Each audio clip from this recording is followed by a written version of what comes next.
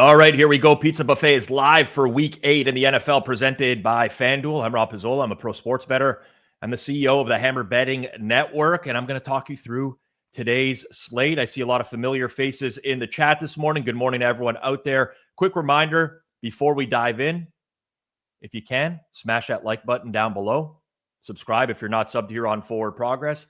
Or if you just want to wait to hear the analysis before you like and sub, that's totally fine as well. But make sure you do that before the end of the stream. We've had a very good first half of the year so far. But again, just a reminder, I say this on a weekly basis. This doesn't mean I'm suddenly seeing the board much clearer. I've been doing this show for a long time. If you tailed every pick I've ever given out on a Sunday morning, at least on sides and totals, you'd be down. I do a lot better on props on Sunday mornings. But that's just the truth. Limits are up. Edges are thin. There's no such thing as a heater or a cold streak. Most of my bets are going in earlier in the week. If you want to beat the market like we do earlier in the week, check out Forward Progress. Sunday reset, Tuesday best bets, Thursday best bets. That's where you're going to find more of the edges, not here today. But I'll go game by game, give you my thoughts. There's something still playable. I'll let you know. Props, sides, totals, whatever has value. Of course, always shop around, but check FanDuel, our presenting sponsor, since they often have strong prices. Really quickly, before we get into it this week, when I logged on this morning, I was flooded on the Twitter timeline with National Tight Ends Day, which a lot of people are looking to bet tight end props because, you know, tight ends figure into the game plans a little bit more on this day. And if you do look at historically, this specific day, targets go up for tight ends, touchdowns go up for tight ends. Pretty much every metric for tight ends go up. Coaches are like to get them a little bit more involved. With that said, you really got to look at the pricing on days like this. And listen, if you're here watching this show in the morning, I'm assuming that you're not just going and betting for shits and giggles to have fun. I mean, you can bet to have fun. There's nothing wrong with that. If you are, just do what you want to do. But I know a lot of you that are tuning in the morning, you're price sensitive. You want to get some good stuff. Really easy way this week, leading up to game time, to figure out, does this tight end still have value? Just compare it to previous weeks.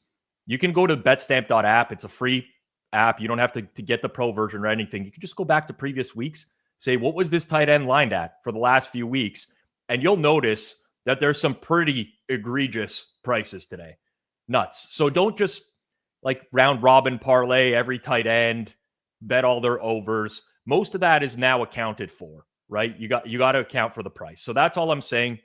Just be cautious out there with a lot of the advice that you're getting this morning on betting these tight ends. Because, I mean, I've seen guys like Dalton Schultz is a great example. Now, granted, Nico Collins is out, Christian Kirk is out, but Dalton Schultz is consistently priced around like plus 325 to score a touchdown. Today, he's plus 140, plus 150. There's a lot of adjustments that are happening here where you're kind of paying a premium now to bet the tight end. So just be aware of that. Not saying none of these guys have value. I'm just saying, you know, watch out. It's a tough spot out there. Anyways, appreciate everyone tuning in for Week 8. Let's get into it. We are going to start with the Jets and Bengals. Quick reminder, if you see any news that drops over the course of the show, I don't have my phone with me. I try to just keep it me and you, the comments. But if you see something that's late breaking, throw it in the chat. I'll react to it. We're waiting on the status of Trey Hendrickson in this game, which is a big one. And we're going to start here in Cincinnati. The Jets enter in rough shape on offense, and they're still drawing money. I mean, game day money again for another week in a row where the Jets have been bet down to 5.5 in most spots. Total sitting at 44, which is a key number. FanDuel's got an expensive 6.5 here. So if you did want to still bet the Jets this morning, FanDuel will be a pretty decent spot to do so. Justin Fields gets the start. Tyrod Taylor not traveling with the team. This is a very depleted group. No Garrett Wilson, no Josh Reynolds. So Arian Smith and Alan Lazard move up the depth chart. That's going to limit the passing game's explosiveness. But the matchup helps because it's the Cincinnati defense. They rank in the bottom of the league, near the bottom, I should say, in both pressure rate, in coverage.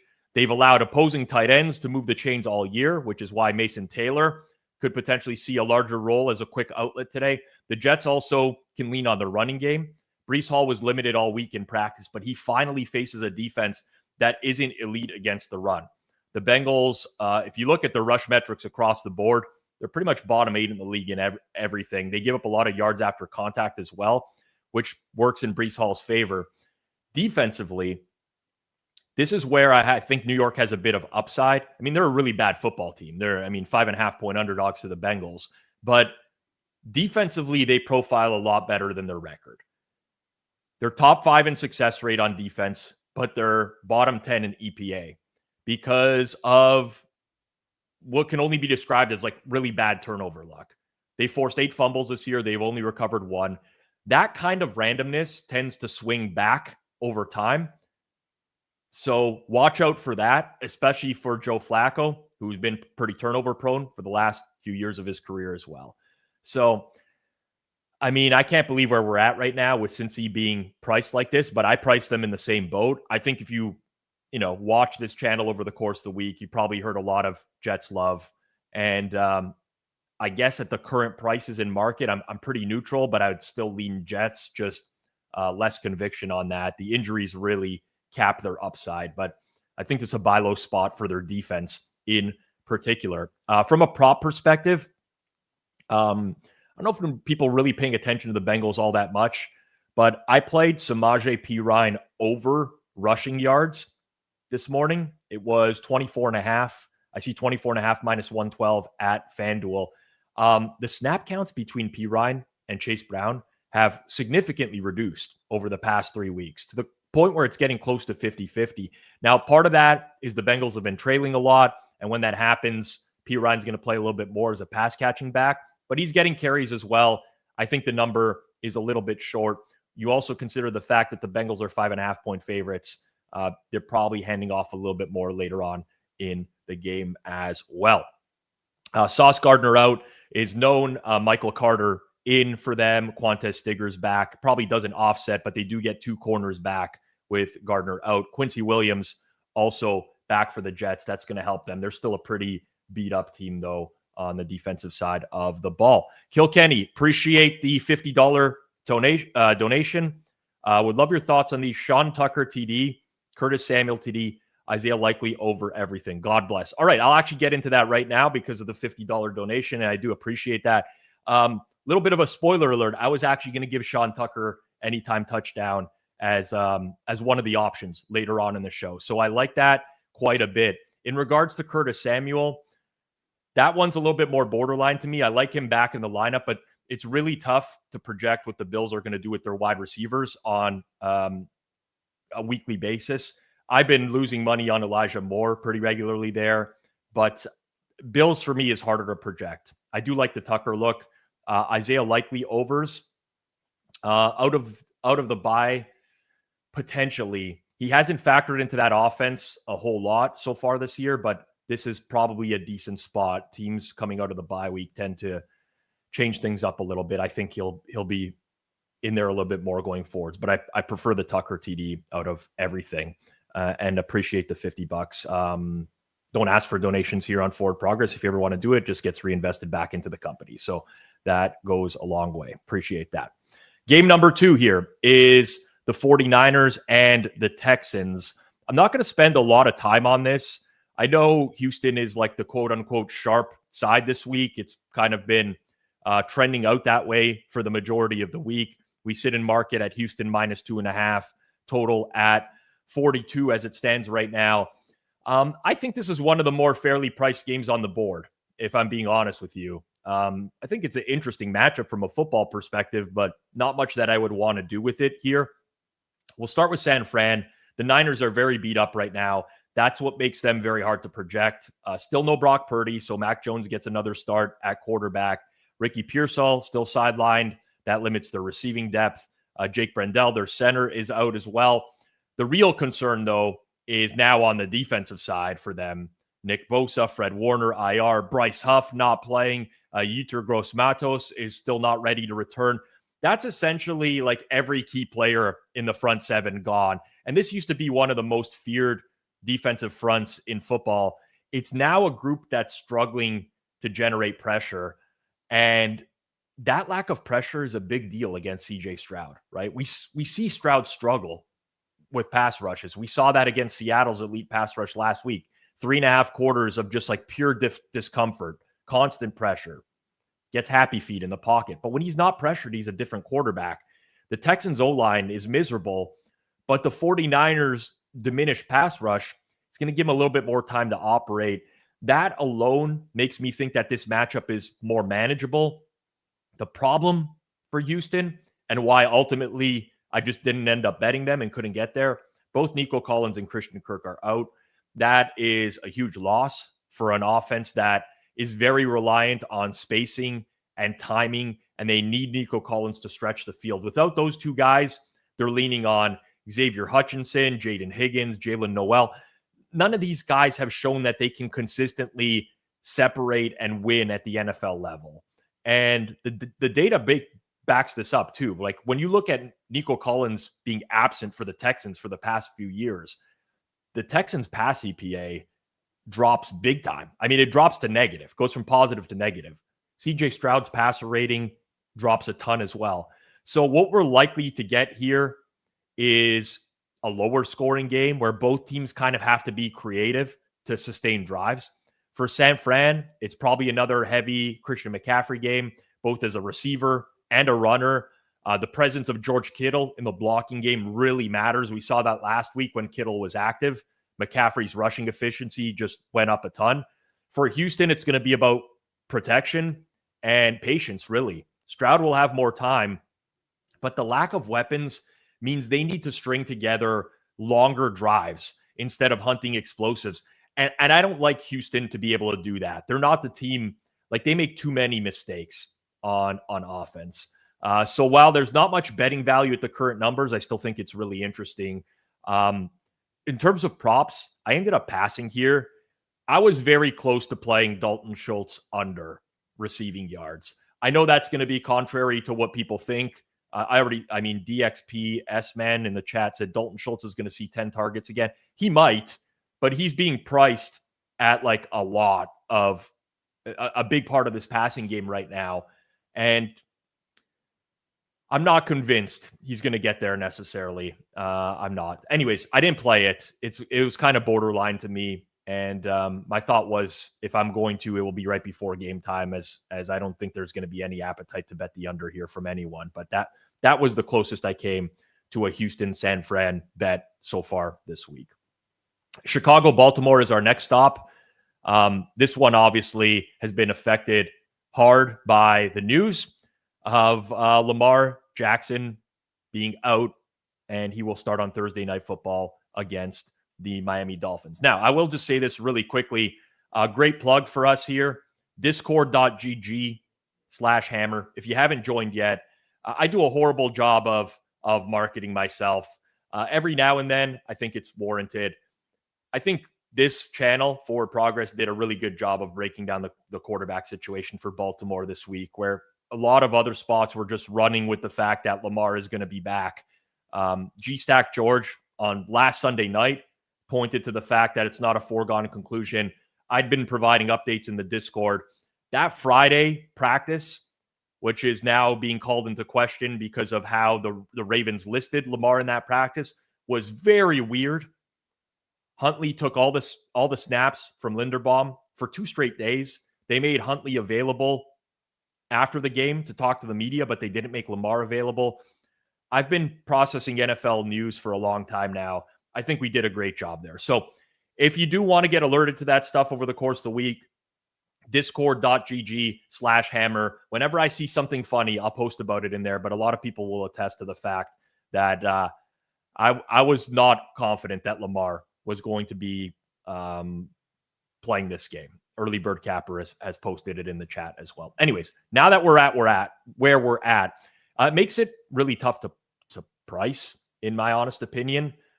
We've kind of settled in a market range of 2.5. The total has slid down here as well. There was some buyback towards the Ravens last night and did push and hit 3 in some spots, while the total's remaining at 45 here. Without Lamar, it's plain and simple. The Ravens offense has completely lost its explosive identity. They go from a top 10 EPA per play team that would project as a top 5 moving forwards to bottom of the league. Tyler Huntley Snoop Huntley, he can manage the system, but the vertical game completely disappears. It shrinks running lanes for Derrick Henry as well because opposing teams can play closer to the line of scrimmage. So I don't have a whole lot of faith in this offense, even with the injuries on the Chicago side of things. Kyler Gordon getting put on IR on the defense. We'll see what they can do.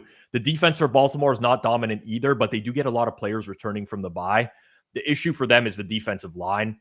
They've been a bottom 5 team in EPA allowed per rush. And Chicago's run scheme is kind of built to exploit that. So you look at Baltimore, a lot of returning players. Maybe Kyle Hamilton plays a little bit closer to the line of scrimmage here. But under Ben Johnson, they've been developing some good runs lately. I am concerned about Chicago's defense from just like a regression standpoint. They're 12th in EPA allowed, but 28th in success rate. So that indicates that they're a defense that's living off turnovers right now. They forced 16 takeaways in their last 4 games. It's very impressive. It's also unsustainable. So regression's coming at some point for that. A lot of people talking about Harbaugh off a bye. Good trends, 14-3, average margin of victory near plus 10. The only thing I'd say to that is like, this isn't one of his deepest rosters. They're pretty beat up. So I would kind of just throw the historical stuff out the window. They'll have to win on scheme, not talent necessarily this week. So not really doing much with this at this point right now. Typically speaking, from my experience, whenever you get the drop down, like a big drop because a quarterback is out, it's challenging to like find value at that point on that same team. Just not a game I would have any interest in right now. It is National Tight Ends Day, but I'm still playing Colston Loveland under receiving yards, in this game. 34.5 receiving yards. Colston Loveland has not had a game with more than 31 yards this year. He's priced at 34.5. I get it. No Cole Kmet, but when Cole Kmet has missed, Durham Smythe just takes the snaps. It doesn't seem like Colston Loveland's snaps are increasing. They want to do a lot of 2 tight end things. I think that's a little bit too high. So Colston Loveland under 34.5 receiving yards at minus 112. I'll keep going through the early window in a second here, but FanDuel's changing the way you live bet football. And it starts with next drive SGPs. Now you can bet what's happening on the next drive. We do this a lot on our watch-alongs. It'll end in a touchdown, a punt, a field goal, a turnover. Then you can stack in some player props like rushing yards to catch a pass, someone to find the end zone. You can build your bet exactly how you want it. FanDuel's enhanced quick betting experience makes it easy to find live bets fast. You can build same-game parlays in real time. You can see the player stats you need. And every NFL game day comes with a profit boost you can use on your next drive SGP. So you can get more out of every play. Whether you're betting a drive, a player, or the next big moment, FanDuel makes live betting feel smarter, faster, and way more fun. I am personally just a huge fan of FanDuel's live betting platform relative to the other options in the space. So if you want to check it out, visit FanDuel.com/forwardprogress, download the app today, and bet the next drive your way.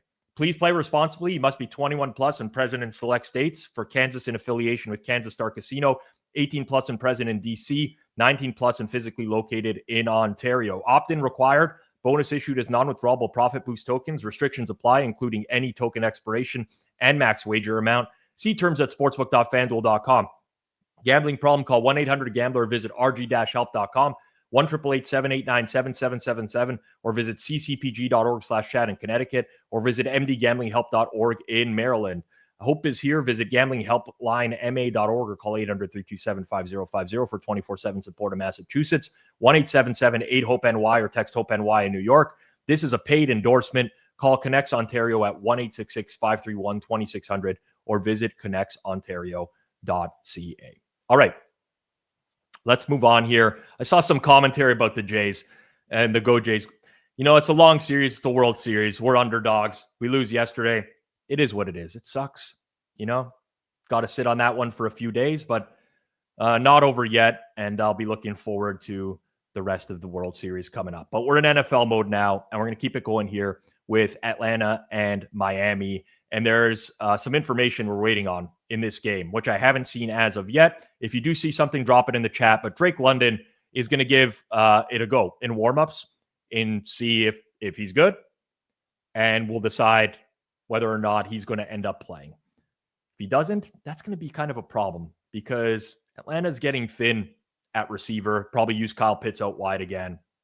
But as it stands right now in the market, we're kind of seeing this one settle at a number of 7. Atlanta is 6.5 minus 120. Pretty steep favorite at FanDuel right now. It hasn't pushed out all the way to 7. Total in the game, 44.5. Shaded towards the under. Tua was also added to the injury report this morning with illness, but he's going to play. So we're going to see. Flu game for Tua. I really wanted a position on Atlanta earlier in the week. Got bet from 7 to 7.5 very quickly. But the defensive injuries have piled up. Now you have Drake London status. That's kind of just scared me off. I think there's too much uncertainty right now to have conviction on either side. When you look at Miami, they're about as healthy as they've been in a while, at least relative to the first half of the season. Still without Tyreek Hill. Darren Waller goes on IR. The offensive line starting to stabilize a bit. The real problem is the lack of explosiveness. Without Tyreek, the Dolphins have struggled to threaten vertically. Tua is asked to operate more underneath. His efficiencies dipped across the board, down roughly 30 points in passer rating when he's pressured versus from a clean pocket, which, I mean, not a lot of clean pockets for Tua. Good news for Miami, Atlanta's defense not at full strength. They lost Divine Diablo. Jalen Walker's been missing. Those hurt in the front 7. Those are 2 key pieces in the front 7. And last week, when we saw those guys out of the lineup, Christian McCaffrey had his way with that defense in the second half. So there's an opportunity here for Devon Achane to generate some chunk plays on the ground. That's probably Miami's best path to success. Lean on the run, play out a play action, try to hide that offensive line a little bit. On the other side, Atlanta turns back to Kirk Cousins. Michael Penix Jr. is out. No downgrade there, in my opinion. I mean, Cousins came off an Achilles injury last year, was dealing with a shoulder injury, kind of sucked, but Penix has not brought much to the table this year. This Miami defense will bring a lot of pressure, but they don't get home a lot. They blitz at one of the highest rates in the league. If Cousins is back there, he's a lot better at calling out the blitzes than a younger quarterback and audibling to the right plays. I don't hate it. As it stands now, kind of just have to wait and see what happens here. I was interested in the Falcons. Now with the uncertainty around Drake London, I just can't get there. From a prop look perspective, I like Tua over on completions. Now, don't go hard with that. Again, he has an illness. It's a flu game. There's a non-zero possibility that he misses time in the game to get IV, whatever. But you look at the spread of the game, likely trailing game state. I think 20.5 completions is too low in this one. 20.5 is too low. A lot of questions here regarding Falcons in Survivor. Really tough for me to give Survivor advice at this point. Most pools are down to like 20% left. Are they a viable option? For sure. They're a 7-point home favorite against one of the worst teams in the league. Definitely a viable option, but hard for me to say because I don't know what the projections look like in your specific pool. If you have Atlanta available to you, though, I prefer Atlanta to Cincy. I think that's a lot of some people are going to be debating that. And that one will be interesting. All right, Buffalo, Carolina up next. This is a game where I am off market. So first and foremost, the actual market is Buffalo, depending on the book, somewhere between an expensive 7 or a cheap 7.5. FanDuel's at 7.5 minus 102 right now. The total's got bet down a lot early in the week, and since then has only been getting over money as well. So I make this game closer to 6, which would suggest value on the Panthers. I would be the first to admit my number might be a touch low here. There's been real market resistance here all week. I thought Carolina would catch money. They never did. And that tells you a lot about this game. Still, I think the matchup itself sets up nicely for Carolina to hang around. Let's start there. The Panthers are quietly playing like really good football on defense. Since week 2, top 10 in defensive EPA overall. They actually rank first against the run. That's very important because Buffalo wants to run early. They want to use play action to build structure around Josh Allen. If you can take away the Bills' run efficiency, you can force them into some uncomfortable spots because they are so run heavy. You end up in a lot of 3rd and longs. Carolina's front 7 has done a nice job this year of limiting yards after contact, getting teams behind the chains. I like that for them. Now, you do have to acknowledge some of the context. Carolina's recent defensive run. I mean, when you look at the schedule of quarterbacks they face this year, Kyler, Fields, Tua, even Trevor Lawrence, I'd say is below average right now. So the metrics probably overstate how good this group actually is. But I think the stylistic matchup is still a positive for them. On the other side, Carolina turns to Andy Dalton. Honestly, doesn't move the needle for me. Didn't move the needle for the market at all. Dalton's been around this system for years now. He's very capable of executing the short game offense. His numbers are very similar to Bryce Young's anyways, but he could see over the offensive line. And he processes quicker and gets the ball out on time, which should help because Buffalo actually has a really good pass rush. So I don't see that as concerning in any way. And you look at the Bills' defense, it's nowhere near full strength. They've got injuries at every level. Daquan Jones is still out on the defensive line. Whether Matt Milano and Terrell Bernard play this week, I'm not sure that it even matters because Matt Milano is about as washed as it gets at this point. You have Taylor Rapp on IR. DeMar Hamlin would have been the backup. He's on IR. So you have safety issues. I mean, the Bills have allowed way too many explosive runs this season. They haven't tackled well in space. Carolina should be able to move the ball with Chuba Hubbard and Rico Dowdle. Chew up clock, stay in manageable downs. I still respect the Bills a lot. You have that risk at all times that Allen just like flips the switch. Carolina can't keep up. Stylistically, though, I think this feels like a game where the Panthers' physicality, their ball control approach, I mean, I feel like they're very live in this game. I just want to point that out there. Again, market resistance. I'm not telling you what to do, but I think the Bills are quite overrated in market, and I'm not sure that they're just going to flip the switch after a bye week. Prop look. Let's keep it to tight ends. Here's one that I like. I like Tommy Tremble over 1.5 receptions. You can find that at plus 100 in multiple spots, including FanDuel. Multiple targets in 5 of 7 games. He has a quarterback who can actually see the middle of the field. I think that's an upgrade. So plus money needed on Tommy Tremble over 1.5 receptions at plus 100. Canuck asks, Hairston being back, a boost for Buffalo for sure, but he's been activated off IR. You tend to see those types of players on a snap count early on. You don't get the full effect of them returning right away, generally speaking. But yes, it is certainly a boost for Buffalo to get him back. Giants and Philly, our next stop here. Market is settled here at 7.5 and the total at 44. And okay, Drake London out. So before we move on here, Drake London out. So you're immediately going to see Miami money. You're going to see under money. Probably from a prop perspective, I mean, not a lot of spots have props posted right now, but Darnell Mooney and David Sills will be the biggest beneficiaries. Maybe a David Sills anytime touchdown. Kyle Pitts also will be a beneficiary. He'll probably play out wide a little bit more in that game. So that's the biggest impact of that. By the way, my 3 fantasy wide receivers this year in the Hammer pool, Drake London, Nico Collins, Mike Evans. That's why I love fantasy football right there. Killed me. Giants, Eagles. Okay. I think this number is a little rich in terms of the Eagles. I make this closer to a flat 7. The injury to A.J. Brown is very big, in my opinion. He's their one true explosive threat and the player who makes Jalen Hurts' life easier every single time he sees single high. Sees single high, he can go to A.J. Brown on the outside. Without him, this offense becomes far more methodical. I mean, they have other options. They have Devontae Smith, Dallas Goedert. Those guys can move the chains, but they move the chains rather than creating chunk plays. The offensive line isn't in great shape either. Their center, Cam Jurgens, is out. and the depth behind him is a bit of a concern.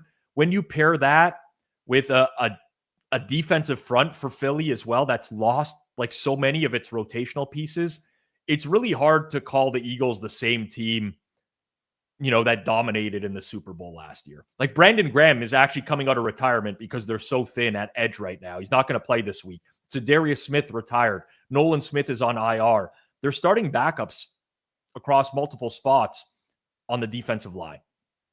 That gives Jackson Dart and the Giants a real opportunity here. Dart has been aggressive. He's been pushing the ball vertically. Darius Slayton returns. They have some speed back in the lineup. They can also run Cam Scatterbo against a Philly defense that's allowing an increasing number of explosive runs, especially on the perimeter over the past month. I'm concerned about the defense for New York. They're banged up in the secondary. Paulson Adebo's out. Javon Holland is out. But I think the Giants can generate some heat in this game without blitzing. They can keep it competitive. The Eagles are the better team, but the gap, in my opinion, is not as big as the market currently implies, especially with A.J. Brown out. So I like the Giants getting the hook in this game at 7.5. And it's an expensive prop look, so if you don't want to play it, don't play it. Some people don't like to lay big juice.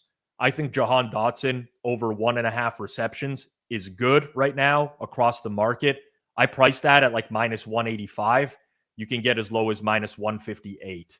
So Jahan Dotson going to be the secondary option at receiver there. And the one thing about the Eagles only ever use 3 wide receivers. It was always just the 3 guys, A.J. Brown, Devontae Smith, Jahan Dotson.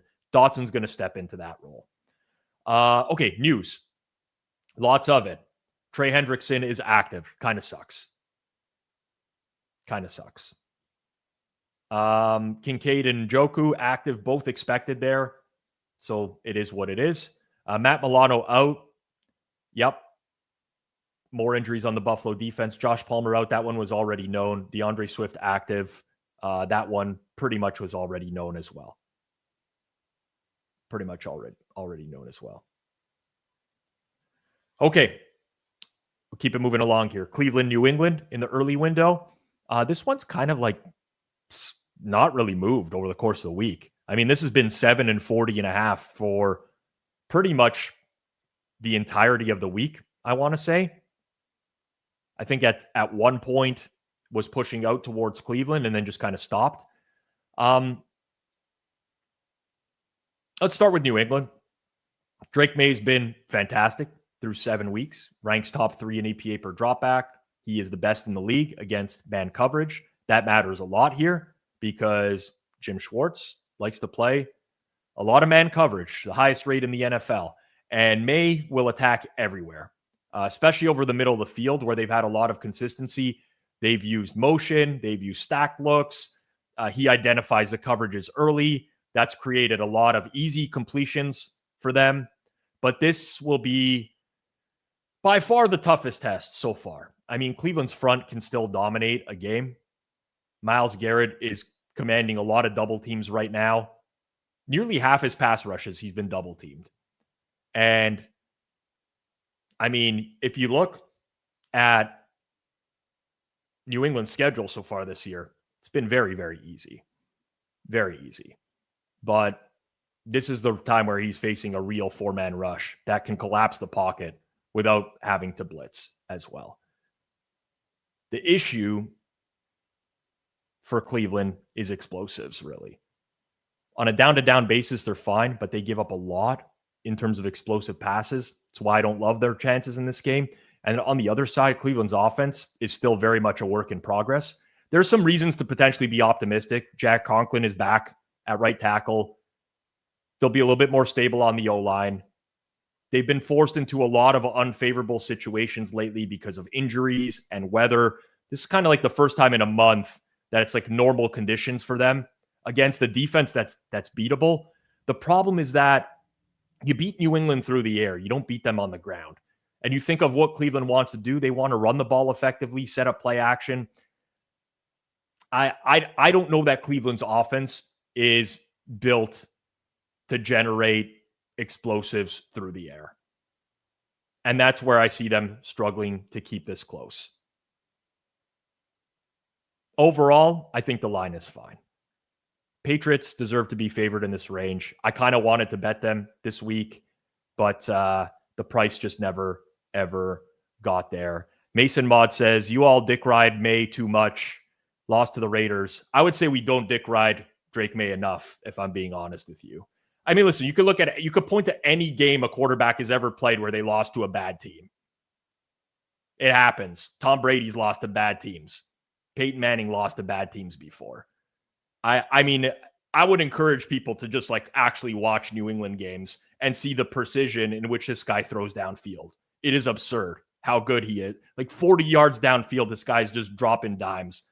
I'm convinced the people who are I'm convinced people don't actually watch this guy play. I really don't think it happens. He's really good. Really good. Nothing for props in this game. Nothing for props. All right, we'll move on to the late window in just a second. Reminder, I'm live after all the games tonight. So as soon as Sunday Night Football is done, you can come right back here over to Forward Progress. If you're still up, you can catch our show live. It's myself and Clive Bixby. We review the day that was. We'll give you our early reads and thoughts on Week 9, and we lock in some plays on Sunday nights. Anyone who tuned in last week and bet some of those plays, you are sitting on some absurdly good numbers. And that tends to happen. We do a good job of breaking down the board. So if you're awake after Sunday Night Football, hop in here on Forward Progress. If not, you can listen to us tomorrow morning, Monday a.m. You'll get full breakdowns of all the games. I'd say this is probably our most highly reviewed show. So if you haven't checked it out yet, it is a good idea, in my opinion, to check it out tonight, immediately following Packers-Steelers Sunday Night Football. All right, let's head to the NFC South for the late window. Tampa Bay taking on New Orleans in a game that's seen pretty steady sharp money towards the Saints all week. If you just look at where this was, 4.5, down to 4, down to 3.5, where it's settled right now. FanDuel is shaded towards the Bucs, but if you look at the sharper books in market, they're shaded towards the Saints in this one. So you might even see some threes pop up later on today. And honestly, at that point, as someone who even bet the Saints early, I would have some consideration towards the Bucs if we do get to that price. Let's start with Tampa. It's hard to find a team more beat up on offense right now. Mike Evans, broken collarbone. Chris Godwin still out. Bucky Irving still out. Offensive line has dealt with issues all year. They lose another guard last week as well.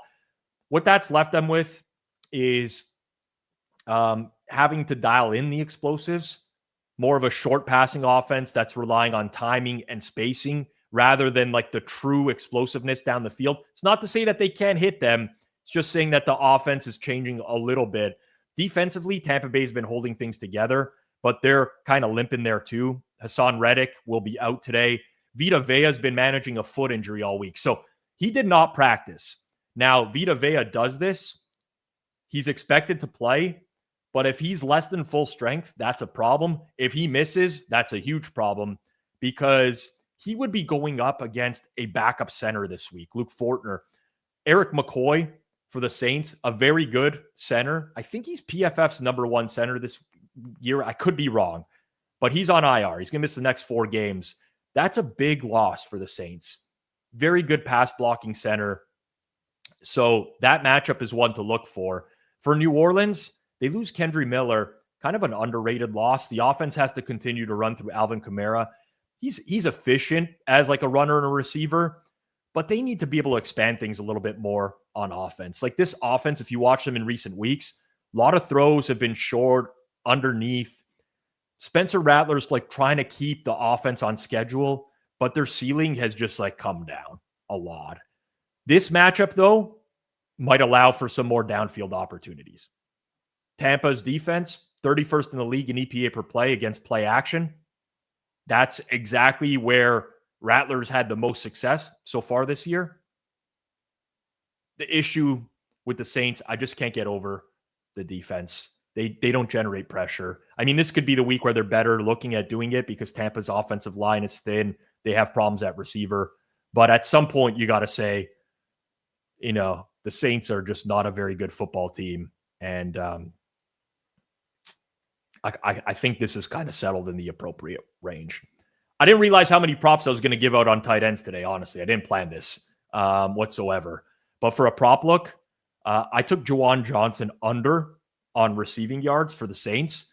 I've played this one, I think, a few times on the show in the last few weeks. I'm going to play it again. He came off a big game against Chicago last week. But a few weeks ago, both Foster Moreau and Taysom Hill returned to the lineup. And what that's done is like condensed the amount of targets that Juwan Johnson is able to get. Moreau gets like 25% of the snaps. Taysom Hill comes in on gadget plays.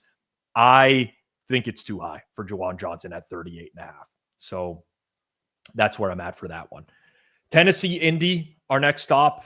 Colts hosting the Titans. This one is sets up as a potential mismatch, to put it mildly, both in the trenches and on the scoreboard. I make this game closer to Colts minus 16. The line in market right now is above 14, 14.5 at FanDuel. Total sitting at 47.5, pretty much across the market right now as well. So I do lean Indy, but I feel strongest about the over in this game. We talked about this one on Sunday Reset last week. It opened 45.5. We couldn't make sense of why it was priced that low. Even at 47.5, I do think that number's short. Now, you have to understand it's moved through 47, somewhat key number for NFL totals. There's probably not a lot of value here, but if you start with Indy, like this is one of the most efficient offenses in football. They rank first in points per drive, first in fewest punts per drive, top 3 EPA, top 3 success rate. Jonathan Taylor is a true offensive player of the year candidate. Daniel Jones playing the best football of his career. Like what makes this group so tough to defend is their balance. They can run it downhill behind that O-line. They can stretch horizontally with play action and motion. When they get into rhythm, there's really no weakness to this offense. And I'm not sure how Tennessee is going to slow that down. Like the Titans are falling apart defensively. Jeffrey Simmons, their best player by a mile, is out. That's catastrophic for this defensive front. Arden Key, who missed last week, he's dealing with a quad injury. He went DNP limited back to DNP, so he might not play. L'Jarius Sneed, their top corner, was just placed on IR. Without them, like this defense just doesn't have an identity. The result is going to be clean pockets for Jones, wide running lanes for Taylor. Indy has shown all year that if they face a bad defense, they will bury them. They did that to Miami. They already did it to Tennessee. They did it to Las Vegas. I see something similar here. Now, offensively, Tennessee can hit like an occasional deep shot. They're top 10 in deep pass EPA, but I don't think that's going to happen consistently enough to stay in range, especially with Calvin Ridley out there. The Colts defense isn't perfect. They are exploitable. They're missing a couple depth defensive linemen. Their secondary is not great in terms of injuries. Tennessee just has to kind of do enough to keep up for this total. And I think there's enough opportunity there. But ultimately, I do still think the Colts are going to win this game by margin. From a prop perspective, again, I think about this in terms of game state. What's the most likely scenario? Colts, 14.5-point favorites, probably leading throughout. Tennessee, lots of passing late in the game. Colts playing a little bit softer. Who's the biggest beneficiary of that? I think that would be Tyjae Spears for the Titans. So I played him over 2.5 receptions. There is plus money out there right now on that prop. But yeah, lots of passing snaps, in my opinion, for Tyjae Spears. So I played him over on receptions. Dallas and Denver. We will head to Mile High, the Broncos hosting the Cowboys. I think this is one of the more intriguing matchups of the week. I'm obviously a Cowboys fan, as you can see above me over my right shoulder. This total has been bet up aggressively. Open 48.5, now sits 51. It's easy to see why, given how these two offenses are trending. Denver also catching later week money. One of the sharper books has moved to 4 this morning. Rest of the market is around 3.5. Man, like this total just keeps pushing up and up. I'm seeing 51.5, 52s out there right now. Tons of money on this over. Let's start with Denver. It's about as healthy as a roster as you can find in week 8. The only notable absence is Dre Greenlaw. He's serving a 1-game suspension. Beyond that, Sean Payton has a full deck of cards to work with here. And that's been rare for them in recent seasons. Offensively, it's very much still a mixed bag. Bo Nix, I mean, every now and then he flashes some upside, but his consistency is terrible. He's prone to long stretches where nothing works, like last week against the Giants when the Broncos fell behind 19-0 before coming back. Ultimately found some rhythm late, especially on some designed runs, some quick hitters off play action. Those are the concepts Denver's probably going to lean on again here against the Cowboys. They've been at their best on scripted plays. They're top 10 in EPA per play, first 2 drives. That's something to watch against the Dallas defense that's been very slow to settle into games. And speaking of that Dallas defense, it's a mess right now. The secondary has been in shambles all year. Trayvon Diggs is out again. He got put on IR. I'd love to hear that concussion story, by the way. Still don't know how it happened at his house. And when Schottenheimer was asked about it this week, he's like, well, I'll let Trayvon decide if he wants to tell you guys. Really weird response there, but that happened. Malik Hooker's still on IR. Donovan Wilson, Wanya Thomas at safety are also sidelined. They basically are down to backups across both safety spots. They're going to be forced to play softer coverage shells. That's a tough way to defend an offense that wants to stretch you with a lot of motion, a lot of intermediate crossing routes. That's a tough spot for the Dallas D. The Dallas Cowboys also have some concerns up front on offense. Tyler Guyton, their left tackle, Cooper Beebe, their center. Beebe's been out for a while. He's been on IR. Both are questionable. That matters a lot against Denver because they generate a lot of pressure without blitzing. Top 5 pressure rate with 4-man rushes. They don't lose much efficiency when they do send an extra rusher as well. So that gives Vance Joseph, their defensive coordinator, a lot of flexibility. On the flip side, though, Dak is playing some of the best football of his career. Even without CeeDee Lamb for a stretch earlier in the year, they've maintained a really good balance of the running game with Javonte Williams. They've used Jake Ferguson as a key red zone weapon. I really think this comes down to whether Dallas can stay clean in protection and avoid turnovers. If they do, they'll move the ball. But if Denver can get home with 4, it's going to be a lot of tight windows. It really tilts the matchup towards them. Totally understand why this has been bet up, but we're at wherever we're at now. And I don't think there's much more to do with this. Denver going to be the quote unquote sharp side in this game. And if I had to pick something, it would pain me, but I would pick Denver. I didn't play anything from a prop perspective, but yeah, I wanted CeeDee Lamb overs. Someone mentioned it in the chat. Chosen. I laddered CeeDee. Pickens is probably going to see the most of Patrick Surtain here. The problem is the CeeDee numbers were a little bit higher than I was hoping for as well. So I didn't end up doing anything here. All right, that's it for the late window. Sunday Night Football in Pittsburgh. Packers taking on the Steelers. This one's a really interesting clash because Green Bay's a tough team to figure out. They're a really tough team to figure out. I think their portfolio from like a data perspective on paper doesn't really match the eye test. I'm struggling with that quite a bit. Current market right now, a lot of the threes are disappearing. Pittsburgh is getting bet in some spots. FanDuel currently sitting Steelers +3 -118 from the looks of things. And the total in the game has only taken over money this week. This is another one. We talked about the over on Sunday Reset last week. Some really good CLV for anyone who tailed those ones. Starting with Green Bay, the injury situation at wide receiver, I think, is the biggest story of the game. Dontavian Wicks is out. Jaden Reed still on IR. Christian Watson is going to return from his ACL injury. Normally, you'd expect a player coming off that type of layoff to be on a limited snap count. But based off the way the Packers have been talking about him this week, I'm not sure necessarily. I'm not sure. His vertical presence would make a big difference for this offense. And having Matthew Golden, who is going to play on the opposite side as well. This offense thrives on explosive plays. They take a lot of play action shots over the middle. Watson, Golden, these guys can stretch the field enough to open that up. Green Bay still ranks near the top of the league in overall offensive efficiency. They're third in EPA per play. They're second in explosive play rate, but they've been so inconsistent in late down situations for the past several weeks. In my opinion, they have to stay ahead of schedule here. When they're stuck behind the sticks, they're a middle of the pack offense, and that's going to play into what Pittsburgh can do defensively. Although this year the pass rush just hasn't been there.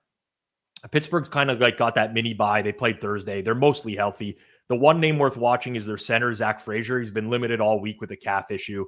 If he can't go, that's a big loss against the Green Bay front that wins with a lot of four-man pressure.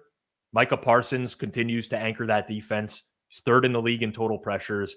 He's been very good on four-man rushes. That's very important because Aaron Rodgers has struggled under pressure this year on non-blitz dropbacks when he's pressured. So when the opposing team just rushes 3 or 4, his success rate ranks near the bottom of the league. That's important.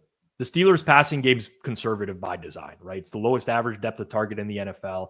They're efficient on the ground. They can run the ball. They use a lot of multiple tight end setups. They use motion. But if Green Bay can get home with 4 and take away a lot of those underneath throws by dropping guys into coverage, then it's going to get hard. One thing you got to watch out for here, potentially, and maybe this would get me over the hump to betting Green Bay on game day here, is the potential return of Devontae Wyatt on the defensive line. Lucas Van Ness and Devontae Wyatt have been out the last couple weeks. They've kind of missed that interior presence of Wyatt, and it will help them shut down this Steelers run game if he can play. So that's one to keep an eye on before the game. All in all, feels like a pretty high leverage game for both teams. I lean Packers in this game. Market seems to lean the other way, but I'm still not a big believer in the Steelers, to be honest. And Nolan says, is Green Bay's O-line healthy again? They have no one injured, but both Aaron Banks and Zach Tom have been playing through injuries for the majority of the season. So somewhat healthy. I played a half unit on Christian Watson over 1.5 receptions. Gut feeling. I'm just reading everything I possibly can around this game. And I don't know that Watson is going to be as limited as I thought he would be earlier in the week. So I played him over 1.5 receptions at -104. I'll really quickly talk Monday Night Football. Potentially some rain in the game. That's like the only weather game of this week. Jaden Daniels out. Marcus Mariota starts again. Honestly, totally fine with Mariota as a backup. I've talked about this a million times before. He uses a lot of play action. They stretch the field vertically, and the Chiefs have struggled to defend play action this year. I mean, they've allowed more than 11 yards per attempt off play action, 80% completion rate, and getting Terry McLaurin and Deebo Samuel back gives Washington its full receiving core for the first time in weeks. I think they can score. The problem is that I don't think they can stop anything. The Commanders' biggest concern is the D-line. They have 4 rotational players on IR. Dorrance Armstrong being the latest last week. That is just brutal against Mahomes. The Chiefs have some O-line problems, left tackle, right guard Trey Smith as well. But I don't know that it's going to matter in this game. Their passing game is evolving a lot.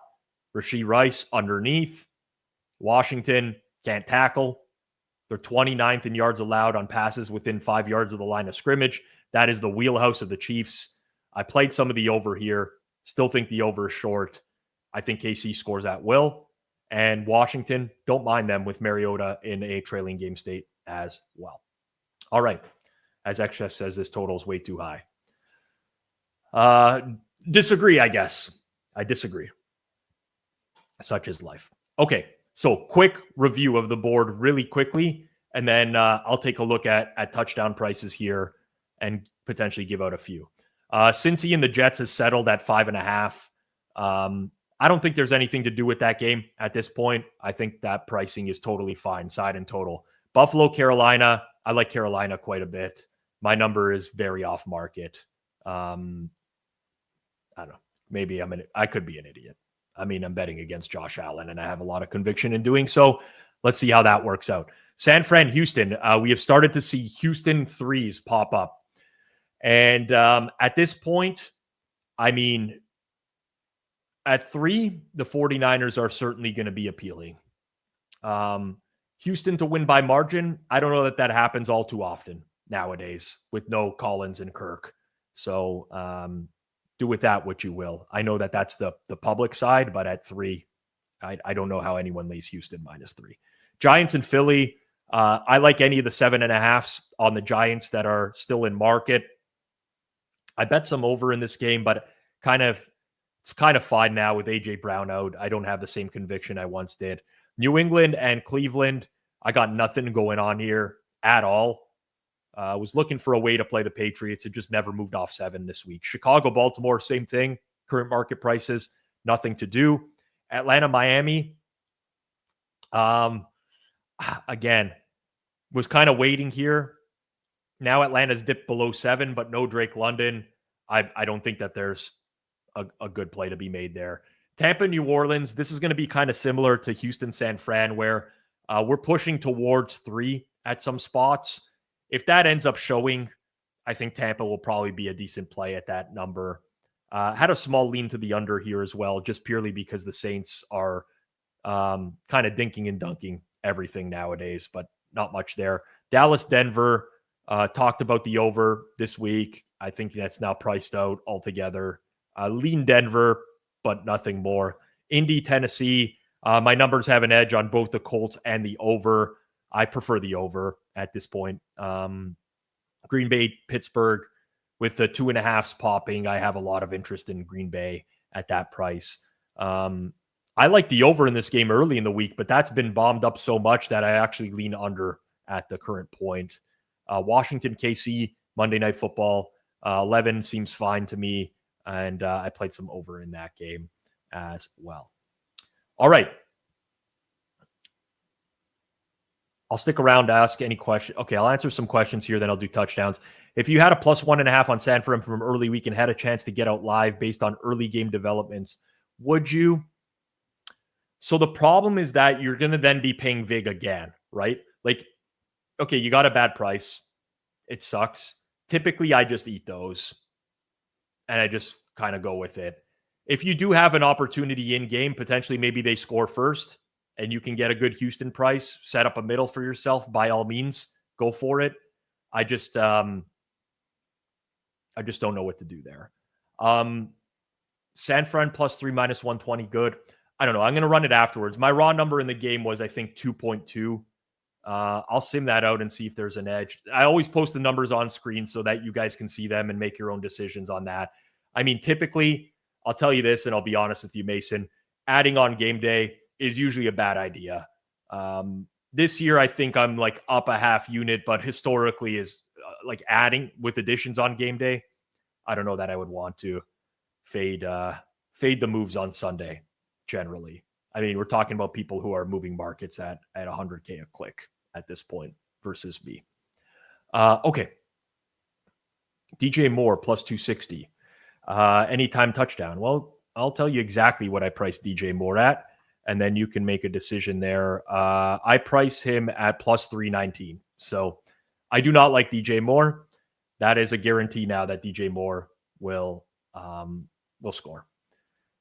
How did the receiver props in Atlanta shake out after the Drake out? Any value? I haven't been able to look. I'm on air here now. Like I said, I would expect an uptick in Kyle Pitts being able to playing out wide as well. If you didn't get an original Darnell Mooney, you don't have to chase. But David Sills, Casey Washington, if you could find touchdown prices that haven't been adjusted on those guys, those are typically where I like to look. Sills, I think, is a better option. Pitts jumped 43.5 to 51.5. That's roughly what I would have expected. It's almost like a 20% bump there. All right. Touchdown scores before I sign off here. I gave 5 last week. We'll see what I'm going to do this week. Again, I'm going to try to get away from all the like massive, just firing 28s to 1s and 30s to 1s unless I feel there's great value there. Let's start with Cincinnati and the Jets. A player that I'm just generally higher on than market. Just going to confirm that the number is still available before I give it out. Yeah, I'm going to go with Samaje Perine. Anytime touchdown, for the Bengals. Again, I don't know that people have really been paying attention to the snap counts recently, but he is playing a lot. FanDuel's plus 470. Best I see is plus 550. My fare on him is below 4-1 on Samaje Perine. I make him like roughly 370 or so. I think that that's a pretty decent option. So we'll start with that one. Let's go with a long shot here, and let's load up Giants and Eagles. Giants and Eagles will be your next spot.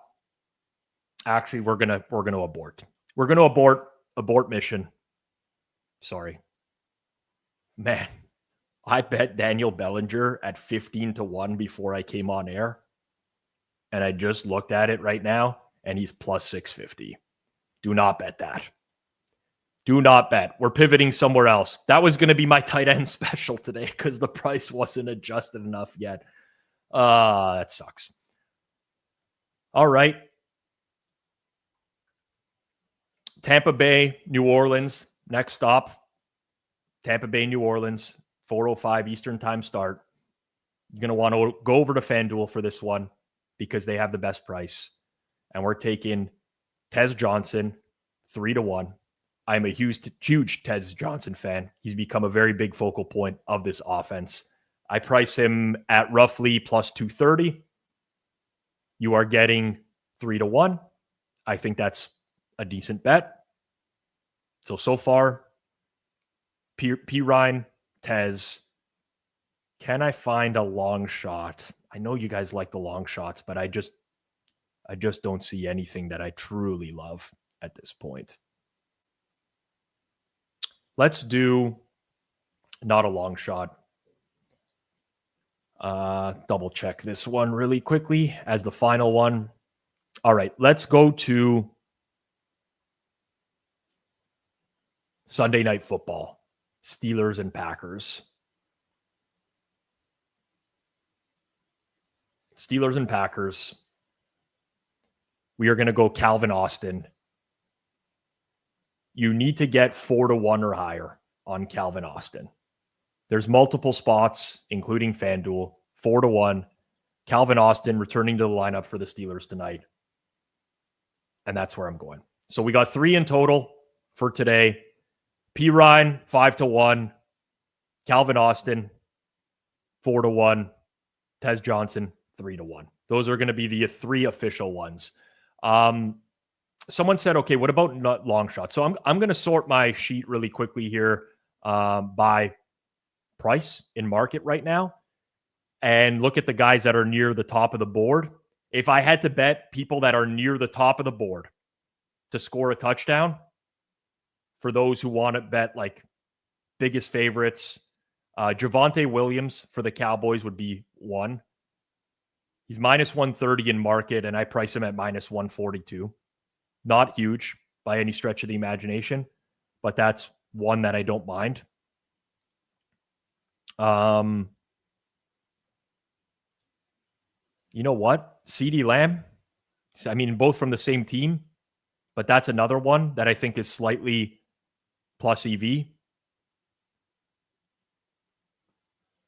Those are the big ones, both Cowboys at the top of the board. So that's where I would go with that. I don't mind Swift either. He's pretty close. He's pretty close as well. All right. That's going to do it for me. I am back here tonight. Ran a little long today. Talking, I mean, it's like, of course, it's a bye, 6 teams on bye, and I somehow went long. This was supposed to be the shorter show, but it wasn't. Appreciate everyone who tuned in the chat. If you did enjoy, please smash that like button. Of course, drop a 1 in the chat on your way out as well. Big thanks to everyone. If you enjoyed the show, also subscribe and share it out. That's the best thing I can ask to help us grow. Share it out to other people you know. If you got friends who are watching content on Sunday morning with people promising them, you know, that they're going to win them money and stuff of that nature, maybe direct them to somewhere where they can see what actual proper analysis looks like. I know that sounds very condescending and arrogant, but I strongly believe in what we're doing here. All right. Shout out to our presenting sponsor, FanDuel. Thank you to my producer, Barbara, behind the scenes for keeping everything running smoothly. Enjoy the rest of your Sunday, everyone. I'll see you right back here on Forward Progress for the Sunday reset tonight, following Sunday Night Football. Peace out. Good luck with your bets today.